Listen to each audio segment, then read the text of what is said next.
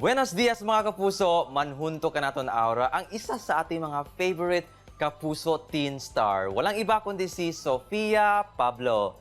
Mayong buntag, Sofia. Welcome sa At Home with GMA Regional TV. Ayan, maayong buntag po sa inyong lahat mga kapuso. Ayan, nandito lang po ako sa house today, nagpapahinga from taping.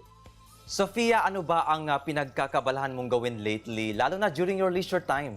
Ang number one ko pong pinagkakabalahan pag walang taping is studies. Kasi promise ko rin po yun talaga kay mommy and daddy na kahit anong mangyari, kahit anong project ang ibigay sa akin, hindi ko pababayaan yung studies ko. Then kapag tapos na ako mag-aral for the day, yan, PS5 na. Yes, Sofia, have you also read this Wattpad series? So far, ano yung favorite scene mo dito na dapat abangan din ng ating mga viewers? Opo, noong unang-una pa lang po na sinabi sa akin na I'll be playing Florence Celestina Almera, bumili po ako agad ng book, then binasa ko na siya. Actually, until book 2 nabasa ko na, and until book 3 pa sa Wattpad app.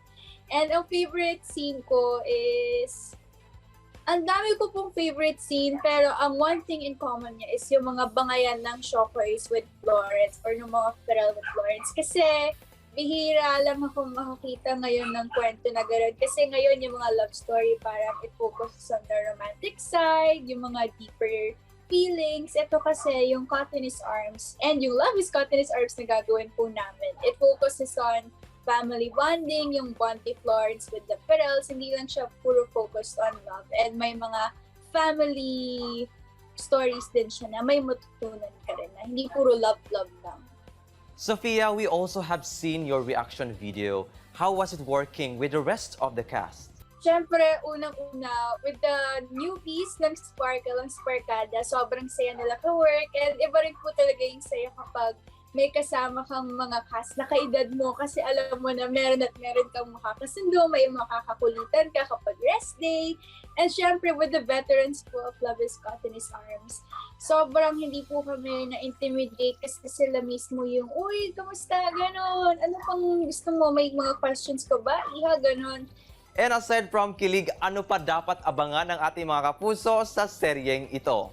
Ayan, syempre aside from kilig, like I said po kanina, yung Luv Is Arms, hindi lang siya puro about the love story itself. Meron din pong mapupulot na aral yung mga kabataan about family problems, mga struggles tulad ng buhay ni Nero na may struggles din siya with Florence na kahit minsan parang imposible nang ilalaban pa rin. So nandyan yung mga life realizations na pwede pa rin pala. So yun po yung mga abangan sa kilig moments na Florence and Nero. And of course, Sofia, please invite all our kapuso, lalo na dito sa Mindanao, na suportahan ka pa in this series and to support you in your social media accounts. Ayan, mga kapuso from Mindanao, sana abangan niyo po ang Luv Is Arms. Malapit na po yan. And syempre, para lagi po kayong updated sa akin, updated. Follow niyo po ako sa social media accounts ko at Sofia Pablo po yan sa lahat ng social media accounts except Twitter at Real Sofia Pablo. And YouTube, kung gusto niyong tumawa, sumayaw, pwede rin po kayong manood ng YouTube vlogs namin yan na Alan Ansay, sa aming YouTube channel na Alpia Official. Muchísimas gracias, Sofia. Narito yung tiempo aquí na At Home with GMA Regional TV. Thank you po. Tutok lang mga kapuso, kayo mo balik pa ang At Home with GMA Regional TV.